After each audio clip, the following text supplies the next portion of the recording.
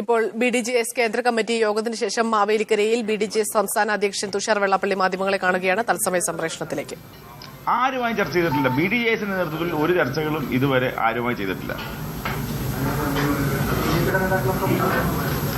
BJP സംസാരിച്ചിട്ടുണ്ട്. General സെക്രട്ടറിയെ കണ്ടു എന്ന് പറയുന്നത് പല ആളുകൾ കാണുകയും SNDPO ജനറൽ സെക്രട്ടറി എന്ന നിലയ്ക്ക് പല രാഷ്ട്രീയ പാർട്ടികൾ വരെ കാണുകയും സംസാരിക്കുകയും ചെയ്തിട്ടുണ്ടാവും.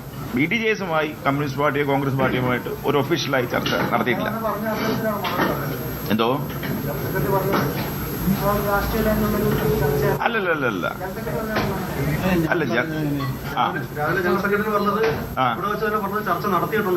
ആരുമായിട്ട് പല കക്ഷികളുമായി ജനറൽ സെക്രട്ടറി സംസാരിച്ചു. പക്ഷേ BDJSന്റെ കാര്യങ്ങളല്ല. ഇത് ബാബുചേട്ടനാണ് പറഞ്ഞത്. രാവിലെ ഞാൻ പറഞ്ഞു പലരും സംസാരിച്ചിട്ടുണ്ട്.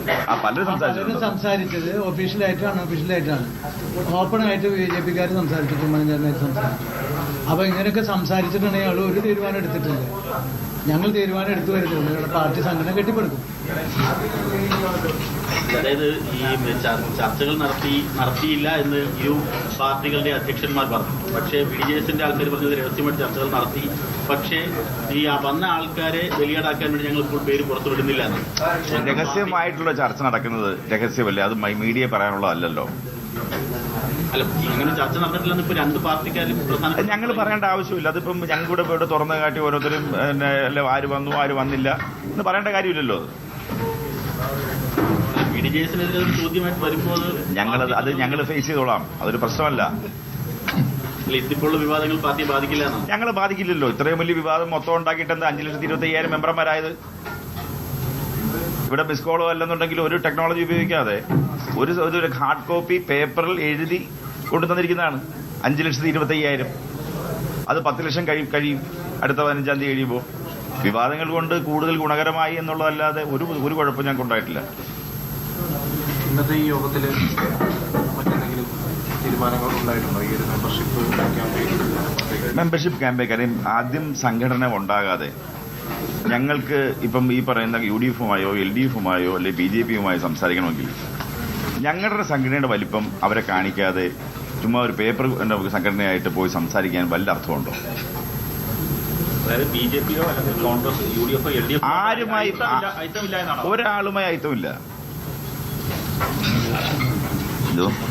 ഇപ്പം ഈ തെരഞ്ഞെടുപ്പ് അടുത്തു പോകും. ഒരു പുതിയ സംഘടനയ്ക്കുള്ള ഒരു സമയ പരിമിതിയുണ്ട്. അപ്പം അത് വേഗത്തിലാക്കാൻ എന്താണ് തീരുമാനങ്ങൾ? അതാണ് 15-ാം തീയതിക്കുള്ളിൽ ഞങ്ങൾ കംപ്ലീറ്റ് ഞങ്ങളുടെ ഇതിന്റെ കംപ്ലീറ്റ് ഏറ്റവും താഴെത്തട്ട് മുതൽ മേള് വരെയുള്ള മുഴുവൻ സംഘടനാ ശരീരവും പക്കയാക്കുകയും അതിനോടൊപ്പം 10 ലക്ഷം മെമ്പർമാരെ ഏറ്റവും കുറഞ്ഞത് ഇതിനകത്ത് അടുത്ത മാസം 15-ാം തീയതി ഉണ്ടായിരിക്കും. ഈ പാർട്ടിയുടെ തുടക്കം മുതൽ തന്നെ BJPയുമായിട്ട് ഒരു സഖ്യവിഷയം അല്ലെങ്കിൽ അത്തരത്തിലുള്ള ചർച്ചകളുണ്ട്. ആ BJPയോടുള്ള ബാന്ധവം അത്തരത്തിൽ തുടരുമ്പോൾ BJPയുമായി ഞങ്ങൾക്ക് യാതൊരു വിരോധവും ഇല്ലല്ലോ. എത്രയോ പ്രാവശ്യം പറഞ്ഞു അത്.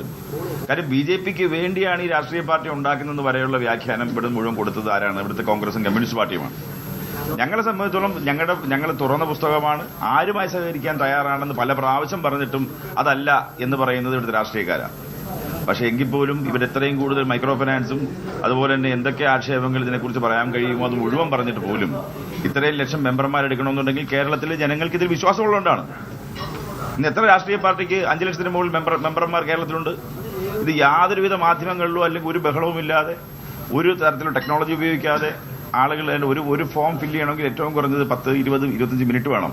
അത്രയും സമയമെടുത്ത് ഇത്രയും ലക്ഷം ആളുകൾ ഫില്ല് ചെയ്ത് അതിന് 25 രൂപ വെച്ച് ഫീസ് അടച്ചാണ് ഇതിന്റെ ഇതുവരെ എത്തിയിരിക്കുന്നത്.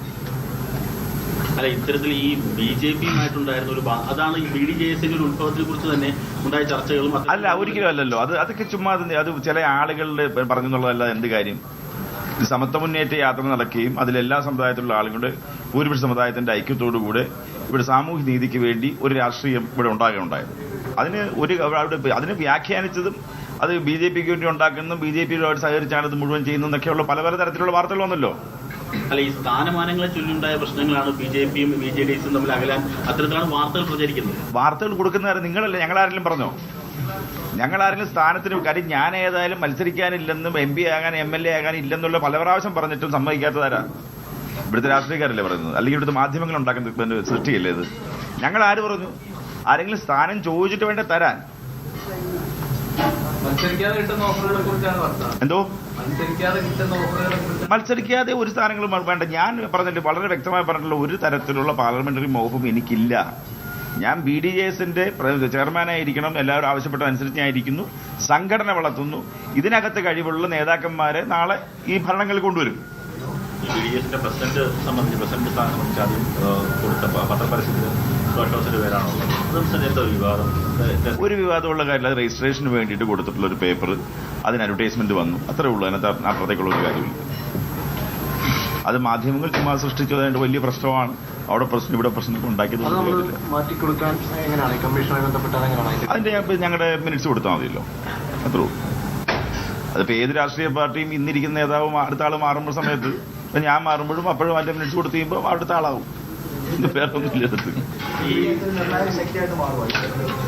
തീർച്ചയായിട്ടും 5,25,000 ഹാർഡ് കോപ്പി മെമ്പർഷിപ്പ് ഉള്ള അത്രയും അതിന്റെ മുഴുവൻ കോപ്പിയും അടുത്ത ഈ മാസം ഒരു 30-ാം തീയതിയോട് കൂടെ മുഴുവൻ മീഡിയന് മുമ്പ് ഞാൻ കൊണ്ടുവന്ന് കാണിക്കുന്നതായിരിക്കും.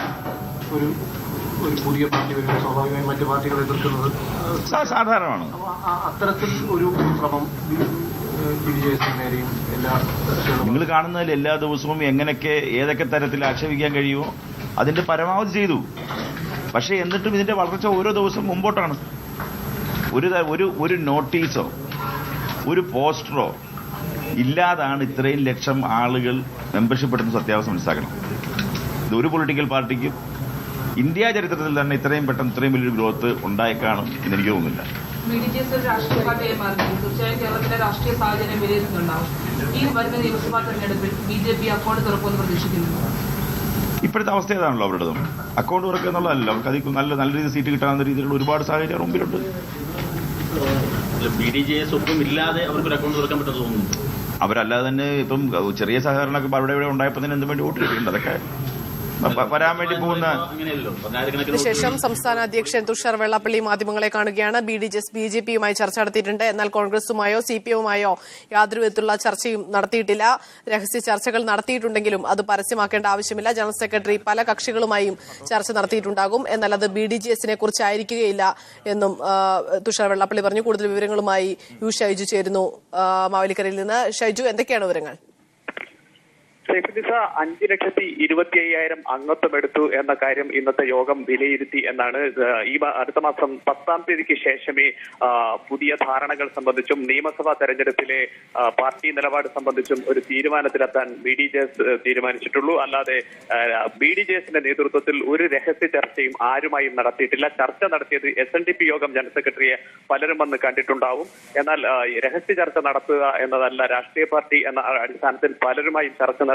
അക്കാര്യത്തെക്കുറിച്ച് ഇപ്പോൾ പറയാനാവില്ല എന്നാണ് പറഞ്ഞത്. എന്നാൽ BJP അടക്കമുള്ള ഒരു രാഷ്ട്രീയ കക്ഷികളുമായി ഒരു ഐക്യവും BDJSനെ സംബന്ധിച്ചിടത്തോളം ഇല്ല. BJPയുമായി ഇതുവരെയും ഒരു അലോസരവും ഉണ്ടായിട്ടില്ല.